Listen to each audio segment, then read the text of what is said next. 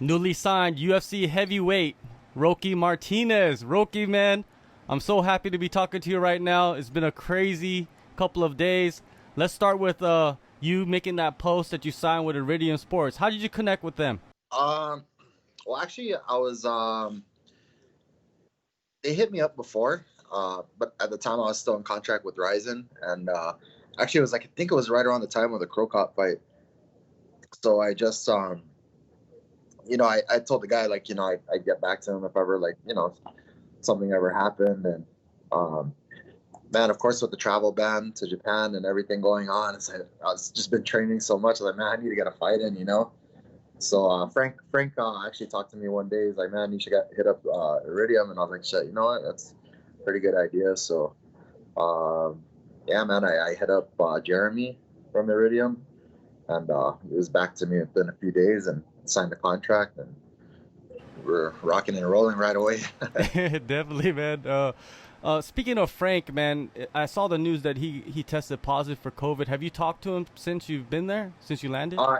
So I didn't see him face to face, but when I heard the news, because man, the day I landed, I was in medicals like all day, so didn't really get a chance to like message everyone. But I when I saw the news, I messaged him. I was like, man, sorry to hear. Just hope you got better soon. And yeah, we were excited to be on the card together. Yeah, man, I was excited too, man, to see both you guys finally be able to be on the card together in the UFC. But it'll happen in the future, most likely. Yeah, definitely, it will. Now you land, I believe, on Wednesday or Thursday. I landed yesterday on Wednesday. Okay, so you landed on Wednesday. You go straight into doing medicals. How is that, man? It must be just crazy going all over town. Well, so even before I left Guam, I had talked to Iridium on a Sunday, and then of course a lot of clinics in Guam are closed on Sunday. So I ended up on Monday. I did like a physical with the doctor, some blood work.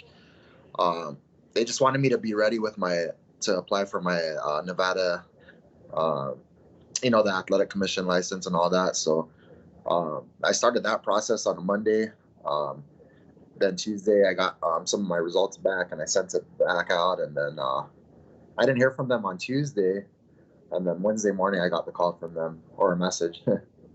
So it went fast, like 1,000 miles an hour. It was crazy. Now, so are you completely clear now that you don't have to worry about anything else, like doing medicals or anything like that? Yeah, all my medicals are done already. Yeah. Also, all you have to do is basically tomorrow weigh in. Weigh in, yep. So what's up with I don't think you never have problems with the weight, so that's not a big deal, right? Yeah, not really. I think the only time this time around I got to sweat off a couple of pounds, but for me it's like not too much. Yeah. Of course I've been I also do the whole fighting foodie thing, so I've been going at that pretty hard. So but man, the training's super hard too. So yeah, man, I'm good, and not much weight to worry about really. Well, you're a guy that always wakes up at what 4 or 5 a.m. every morning and I usually wake up at 4 in the morning and start training by 5. Yeah, so it's everyday thing for you. It's like a lifestyle. Yeah, and actually for the last three weeks, I kind of went on a leave of vacation from work, and I was busting out 3 days for almost the last 3 weeks. So just getting extra training in.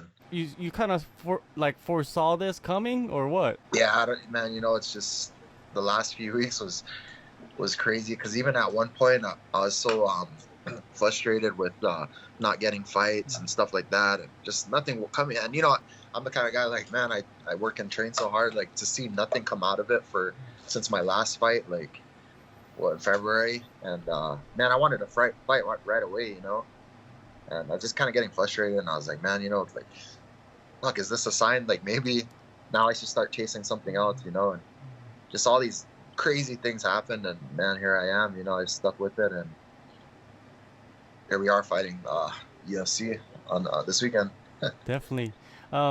Once people started finding out that you were gonna fight this weekend, the fan support must have been crazy from Guam, of course. Then you got Japanese fans and even fans in Korea, and of course you have that support stateside. What does that mean for you, man, that all these people come out and show that support? Oh man, it means a lot. Like, definitely it's motivating, fires me up. I feel like I got all these people behind me, and it means the world to me. Do you feel like you're not only representing Guam, but kind of like you're representing Asia, as a whole. Yeah, I do. Like, I've seen people on Twitter like, oh, talking about the Ryzen takeover. Like I take pride in that. Like, but yeah, I mean, look at Yuri Prohaska. I know Manel Cape was gonna make his debut, and then Rosenstrike too. He fought in Ryzen, so man, yeah, it sounds good to me. Like we can show that Ryzen had some pretty good fighters. You mentioned Yuri and Manel and Rosenstrike. It just shows that Asia's full of talent, man. Like they should be looking there for more fighters, right? Yeah, especially like in the lower weight, like the bantamweight division. Like, man, there's a lot of high level guys there.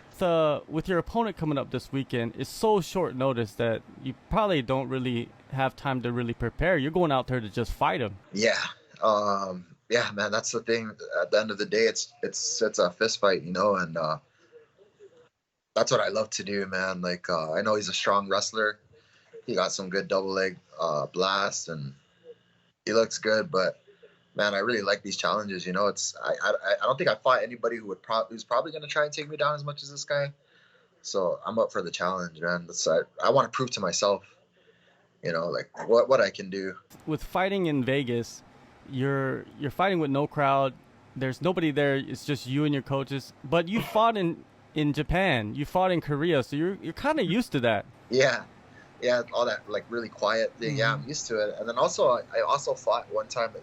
It was called a PXC Live in Guam, and it's they actually had no fans either at all. It's just televised, so kind of already got that feeling of that open warehouse type of feel. So, man, I'm super comfortable with that. I'll feel like more like a sparring session. Has it hit you yet? Like you're gonna be fighting in the UFC? Because you seem pretty calm, man. You're just like, it's just another day at the park. There's another job, Yeah, I mean, first things first. Like I said, at the end of the day, it's just a fist fight. And I think everyone should treat every fight as their Super Bowl. But man, I've had it in my head that these things are going to work out the way it's supposed to work out. And I knew, like, man, I don't think there's a stage that's too big for me. Like whenever the occasion's big, I usually rise to the occasion. So, and just another fight. Yeah, I think the reason a lot of people are hyped is because, of course, you fought for Ryzen, and then you also have fought some big names, even before entering the UFC.